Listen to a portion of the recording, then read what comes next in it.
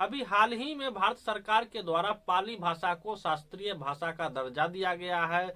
अगर उसे शायद प्राकृत भाषा का दर्जा दिया जाता तो ज्यादा बेहतर होता, पर आरएसएस की मानसिकता है, उस पे प्रधानमंत्री नरेंद्र मोदी काम करते हैं, उसी आइडियोलॉजी के तहत इसे शास्त्रीय भाषा का दर्जा दिया गया है। और इस पे बौद्ध विरासत को लेकर के दिलीप मंडल एक पोस्ट करते हैं, जिसमें बौद्ध विरासत को लेकर के भारत चीन के बीच प्रतियोगिता है, लेकिन हमारा पलड़ा भारी है, ऐसा प्रधानमंत्री नरेंद्र मोदी और दिलीप मंडल के द्वारा प्रचार प्रसार किया जा रहा है। दिलीप मंडल वही शख्स है जो बहुजन पत्रकारिता को कहीं न कहीं उजागर किया है देश दुनिया में, और बहुजन समाज के लोग इससे बहुत ज्यादा प्रेरित है और उभर के सामने आए हैं। और आज जब दिल्ली में बौद्ध धर्म दिवस हुआ, तब चीन के निंगमो शहर में 6वां ग्लोबल बुद्धिस्ट फोरम चल रहा था।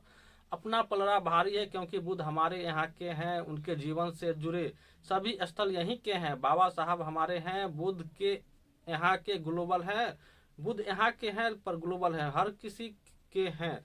और एक बड़ी बात कि नरेंद्र मोदी ने ये भी उस वीडियो में कहे कि मेरा जन्म गुजरात के उस जगह बाडनगर से हुआ जहाँ पे सिल्क रूट है, और जहाँ से बुद्धिस्ट सोसाइटी और बुद्धिस्ट लोग का बहुत बड़ा नगर, बहुत बड़ा केंद्र हुआ, व्यापारिक केंद्र हुआ करता था। इसके बारे में प्रधानमंत्री नरेंद्र मोदी जी इसे प्रचार कर रहे थे।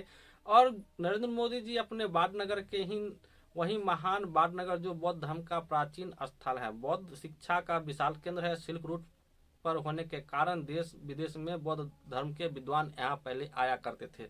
तो ये पोस्ट था, दिलीप मंडल जी का पोस्ट था। और इस गांव में बुद्ध से जुड़े इतने अवशेष मिले हैं कि 2 म्यूजियम भर गए हैं। तो आप सोच सकते हैं कि पृथ्वी की और धरती के, खासकर भारत में जहाँ भी खुदाई हो रही है, तो वहाँ बुद्ध के अवशेष, बुद्ध के जो प्राकृतिक सम्राट अशोक के द्वारा बनाए गए, जो पाली भाषा में लिखे गए स्तंभ मिल रहे हैं, और तमाम बुद्ध की कल्चरल से जुड़े हुए बुद्ध की मूर्तियां मिल रहे हैं। मोदी जी युद्ध के, शांति के संदेश को पूरी दुनिया में पहुंचा रहे हैं। ये युद्ध में निषेध का दर्शन है। तो ये जो धर्म है, कहीं न कहीं शांति और युद्ध को कहीं न कहीं रोकने का प्रयास, और उस पे विज्ञान पे, तार्किक पे खड़ा हुआ ये बौद्ध धर्म है। और इसमें भारत में कई ऐसे मानवता के धर्म दिए हैं भारत में, जैसे बौद्ध धर्म, सिख, जैन और बहुत सारे तमाम पंथ हैं, सैकड़ों पंथ हैं, जिसमें युद्ध को कहीं न कहीं निषिद्ध किया गया है और समानता, समरसता की बात की गई है। दुनिया में हम लोगों की आबादी 225 करोड़ है, और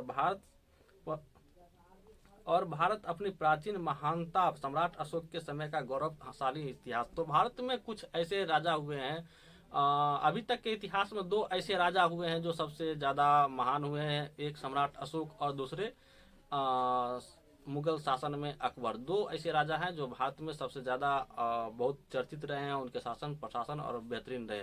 तो अब देखिए, सोचिए, सोशल मीडिया पर एक ऐसा दौर आ गया था कि बुद्ध का नाम निशान मिट गया था जब से सोशल मीडिया आया है। और दिलीप मंडल एक ऐसे व्यक्ति है जो बहुजन समाज से आते हैं और इन पे खुल के बात करते हैं और बहुजन समाज के मुद्दों को उठाते हुए नजर आते हैं। तो अब वो दौर आ गया सोशल मीडिया के बदौलत कि प्रधानमंत्री, अभी तक के इतिहास में ऐसा भारत के कोई भी प्रधानमंत्री नहीं हुए हैं जो बुद्ध की बात करते हुए नजर आए। पर इस बात की दाद देनी होगी कि जब से दिलीप मंडल बीजेपी के खेमे में गए हैं, तब से उनकी लिखी हुई लाइनों को, चूंकि बहुजन समाज की जो आंदोलन है वो जागृत हो रहे हैं, इस बात को दिलीप मंडल जी खुद उठाते हैं। और इस बात को पकड़ते हुए जब से बीजेपी ज्वाइन किए हैं, तो उनके लिखे गए भाषणों को कहीं न कहीं प्रधानमंत्री बोलते हुए नजर आते हैं।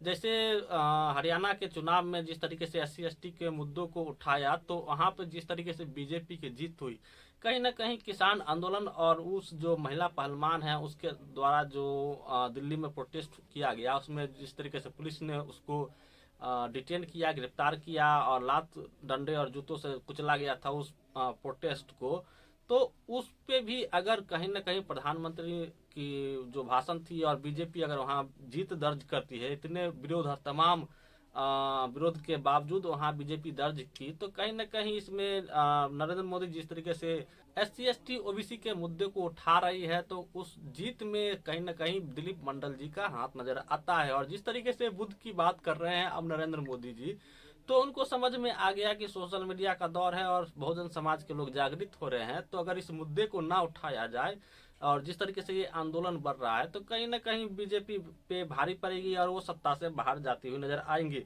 अब प्रधानमंत्री नरेंद्र मोदी जी जिस तरीके से बुद्ध की बात कर रहे हैं, जहां भी जा रहे हैं बुद्ध की बात कर रहे हैं और SC ST OBC के मुद्दे को उठाते हुए नजर आ रहे हैं। और चीन के उस शहर में जिस तरीके से निगमो शहर में 6वां ग्लोबल बुद्धिस्ट फोरम चल रहा और उसको संबोधित करते हुए चीन के और अपनी प्रतिक्रिया दर्ज करते हैं। डॉक्टर विलास खरात के द्वारा एक पोस्ट आता है एक्स पे, नरेंद्र मोदी जी साकेत पर राम मंदिर क्यों बनाई गई गोगोई को ब्लैकमेल करके। तो जो जिस तरीके से अयोध्या है उसका पुराना नाम ऐसा कहा जा रहा है बामसेप के द्वारा कि उसका नाम साकेत है, और राम मंदिर वहाँ गोगोई जो जस्टिस गोगोई थे और राम मंदिर के मुद्दे पे वहाँ पे फैसला देते हैं।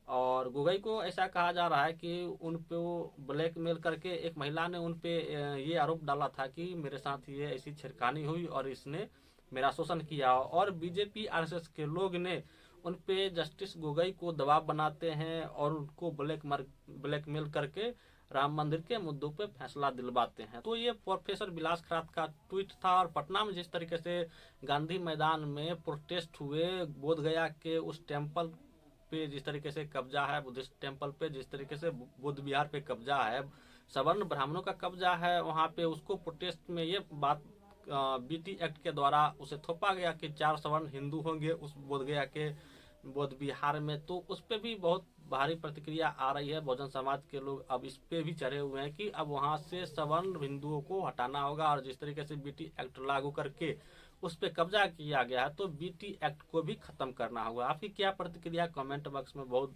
दर्ज जोड़ कीजिएगा।